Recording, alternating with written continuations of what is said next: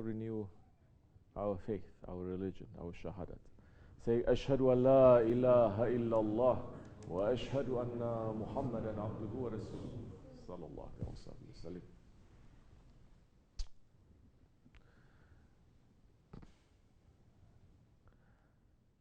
All kinds of knowledges must go back to the shahadat. Every knowledge in this world or in these worlds, every knowledge in the skies, every knowledge in every alam, knowledge of dunya, knowledge of akhirat, it has to go back to the shahadat. If it does not go back to the shahadat, that knowledge, it is a cursed knowledge. It is not knowledge that is coming from the divine.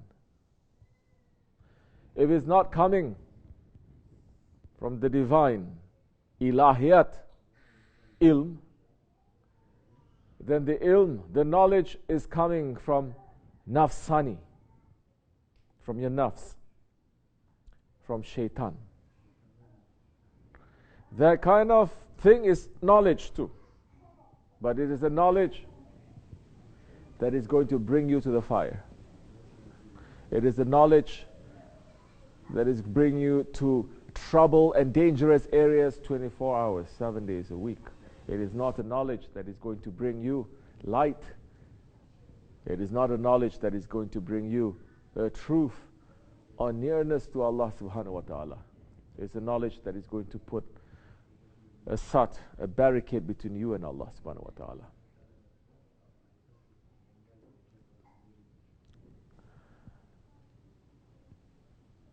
The pillars of Islam, it is 5. What are they? Shahadat. To say, Ashhadu an la ilaha illallah wa ashhadu anna Muhammadan abduhu wa rasul. Iqam salah. Your prayers. Ita'u zakah. Saum. In the month of Ramadan, going to the Hajj, giving the shahadat, you pray, you fast, you give zakat, you go to the Hajj. If your prayer is not bringing you a better understanding and is not protecting your shahadat, then that shahadat, there is something wrong there.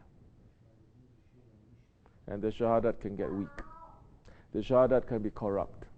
While you're saying with your tongue, while you're saying, today's people, they get very impressed if you speak with perfect lughatul Arabiya.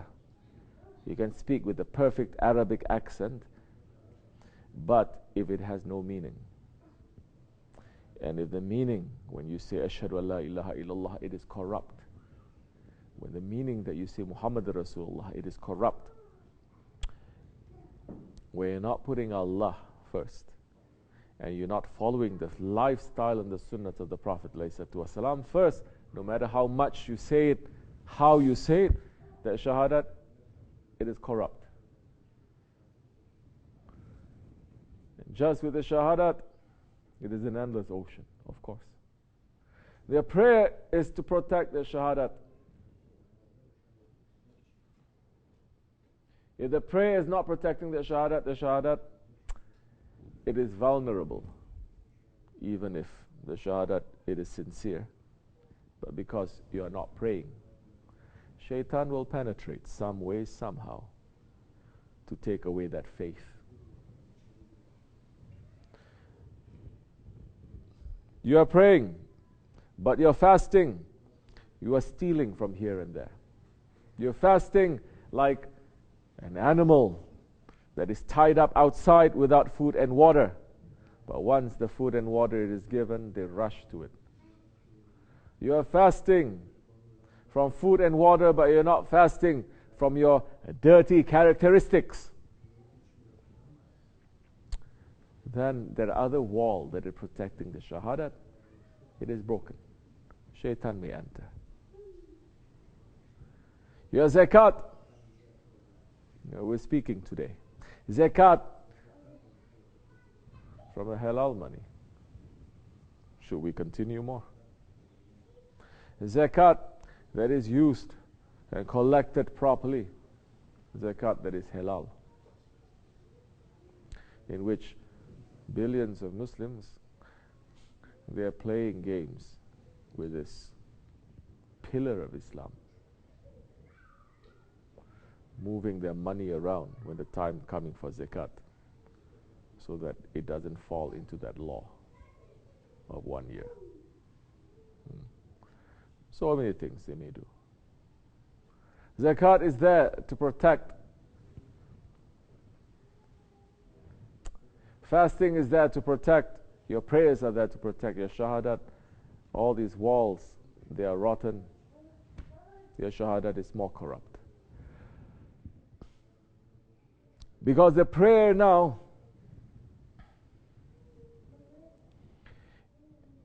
it is not just to speak with the tongue and to believe with your heart that shahadat, you speak with your tongue and you believe with your heart. Now, with the salah, with the prayer, now your whole body and your whole mind, your whole spirit now, it has to move a certain way, only in that way. No other extra you can take or you can take out or you can put. Now the whole body has to move according to that shahadat. For 5 times a day. With the fasting now, the fasting is recognizing Allah, who is not in need of anything, and understanding and recognizing how we are His weak creatures that is in need of everything from Him. Understanding that there is no ilah except for Allah. Now, you're not just putting 5 times a day that shahadat into your body. Now for 1 month, at least, your days and your nights must be according to that shahadat. Now your days and your nights according to shahadat, 1 month in a year. What else there is coming from you? Whatever that you earn from this world. Whatever that you earn from this world. Your wealth. That people they live to work. They don't work to live. Living, there's no working, there's no barakat.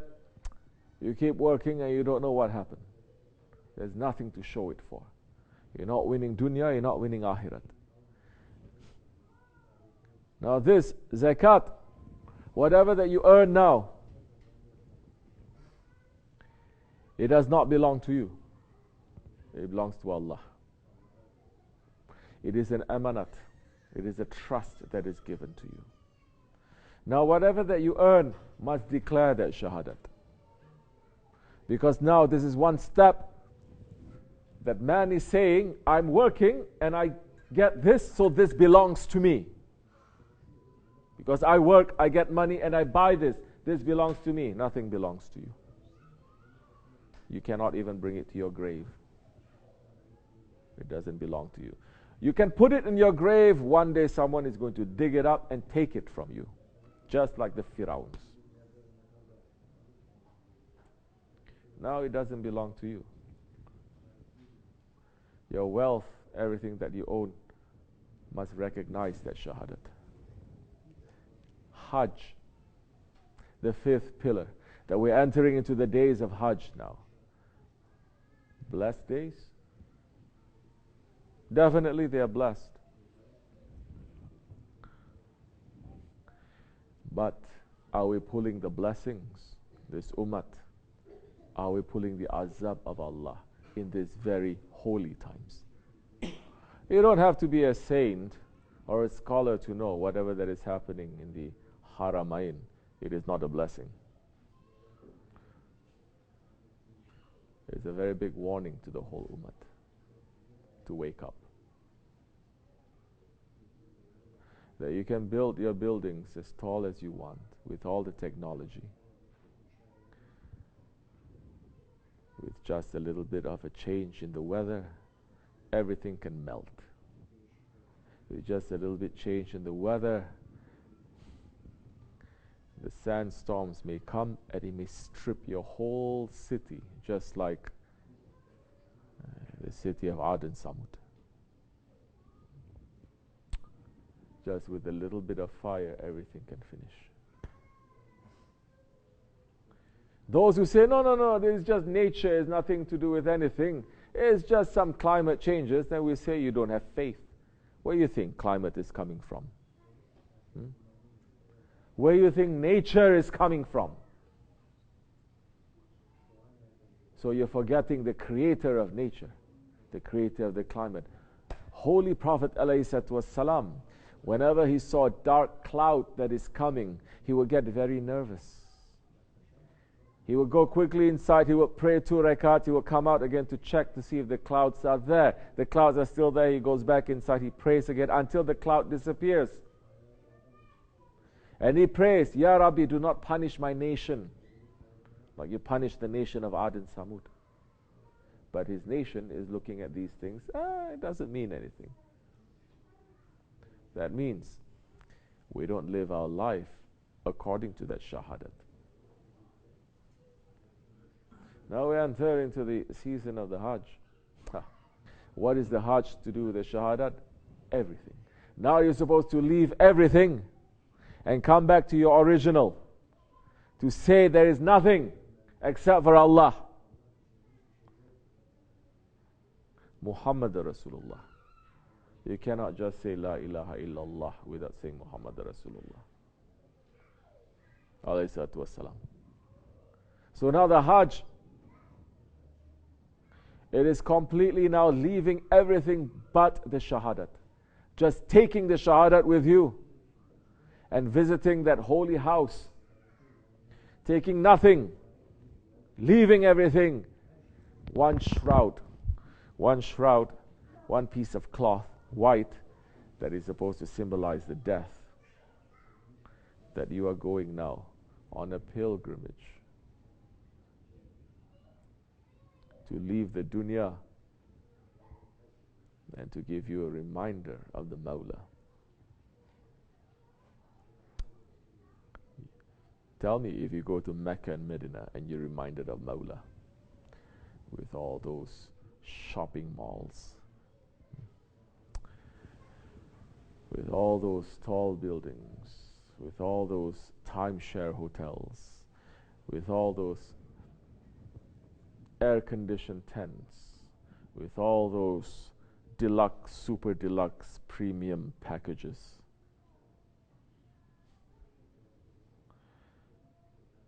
So your salah is not protecting the shahadat. Saying Allahu Akbar, your mind is everywhere else.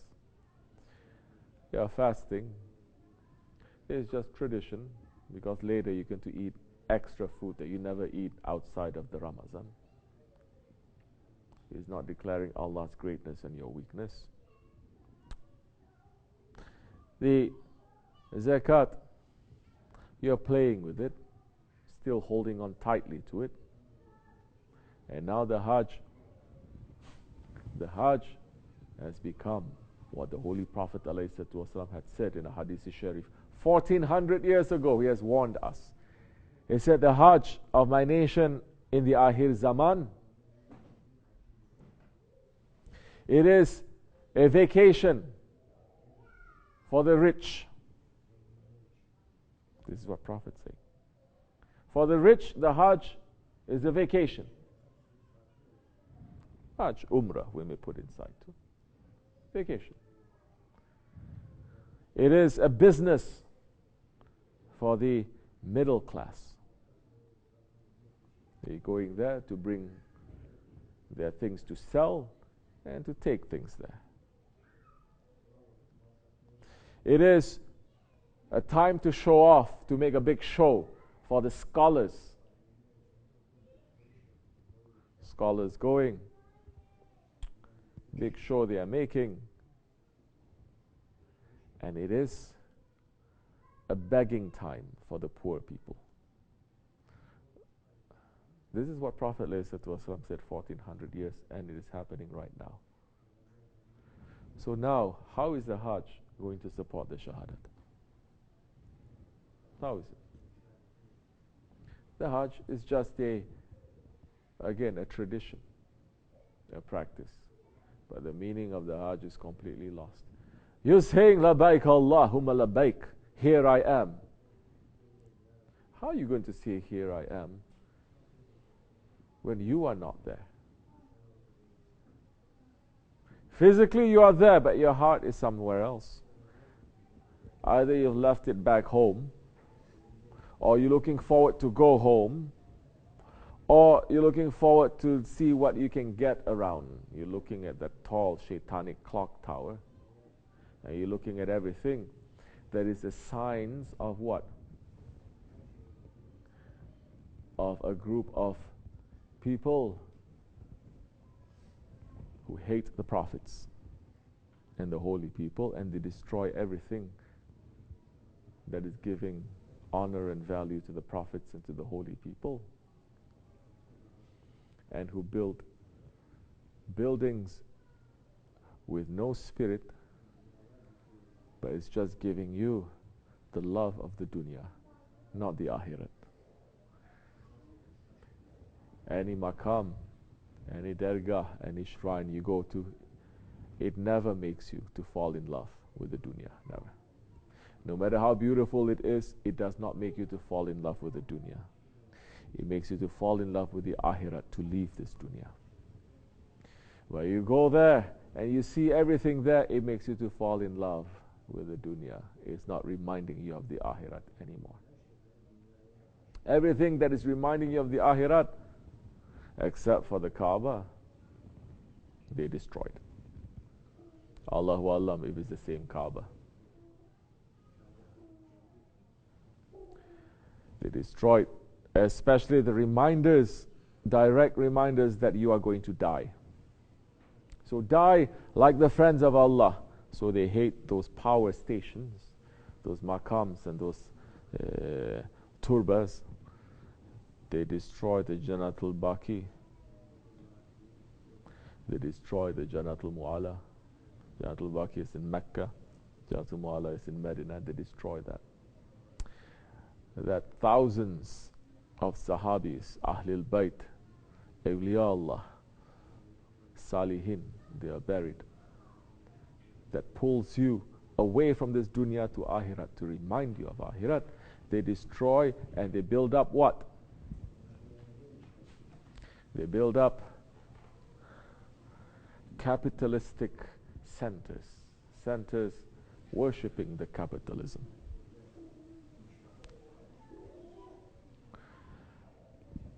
So now, these are holy times. Holy times, you're either going to pull blessings or you're going to pull the azab of Allah. Just as Mecca and Medina, they are holy, correct? They're always saying, counting. I just saw something today. It's saying, if you want a tree to be planted for you in paradise, recite this. If you want treasures from paradise, recite this. If you want a palace from paradise, then recite this. So our religion, our zikr, has become so cheap. We're not doing it for the sake of Allah again. We're doing it to plant trees, to get palace, and to get some jewels from paradise. So where is the spirituality with that? Again, that is a nafs. It has nothing to do with the spirit.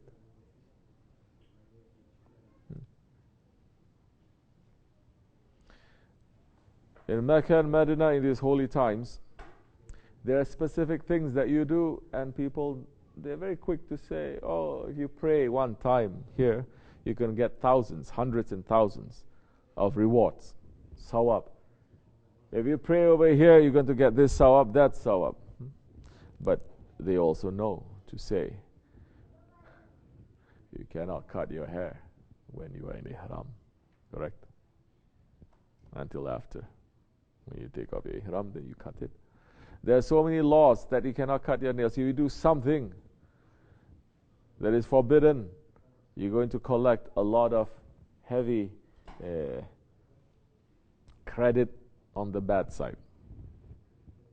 Meaning it's going to cancel your credit. You might have, we don't like to use the word sin, but we can get some sort of gunah for that. So, holy times, either you're going to attract a lot of barakat, a lot of rahmat, when you give it value, or you're going to collect a lot of gunah. May Allah make us to become more sincere and more intelligent, to collect just the rahmat and the barakat and the forgiveness in these holy times, to make us to become more sincere to understand, to make us to worship more and to understand why we're worshipping, and to keep our shahadat strong and intact in these last days. For the sake of the Holy Prophet ﷺ, Sultan al-Ain, Sahibu Saif, Al-Fatiha.